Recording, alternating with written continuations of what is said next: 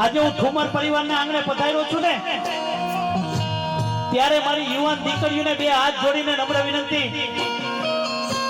જેટલી પણ યુવાન બહેનો બેઠી છે ને એને બે હાથ જોડીને નમ્ર વિનંતી કે તમારા બાપની ઇજ્જત જાળવે ને તો બેનો તમારા હાથની વાત છે, એ દીકરીઓ તમારા હાથની વાત છે. મારા બાપ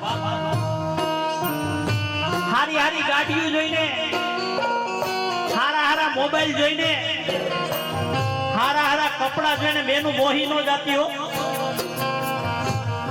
કારણ કે આ દુનિયામાં 90% એકદમ બગસરાની રખડે છે મારા બાપ. દેખાડવાના પણ કંઈક જુદા હોય, ચાવવાના પણ કંઈક જુદા હોય. આ દુનિયાની અંદર બાપ બે જ વાર રડે. આ દુનિયાની અંદર બાપની આંખમાંથી બે જ વાર આંસુડા આવે.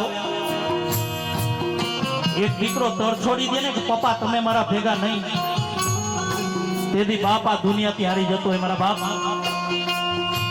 અને બીજી વાર દીકરી સાસરે જતી હોય ને, એને વરાવાના ટાણા આવી ગયા હોય ને, તેથી બાપ આમ ઊંચું ઉપાડીને ન જોઈ શકતો હોય.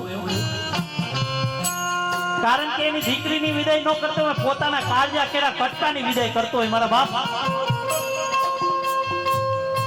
દીકરી બબે હાથના થાપા મારે કે પપ્પા આજથી મારે આ તમારી મિલકતમાં મારો કોઈ હક નહીં મારા બાપ. આ ત્યાગની મૂર્તિ છે. દીકરી જન્મે પણ ક્યાં અને એનું મરણ પણ ક્યાં લખ્યું ને દીકરીને ન ખબર હોય. કોણ કહે છે દીકરી સાપનો ભારો છે?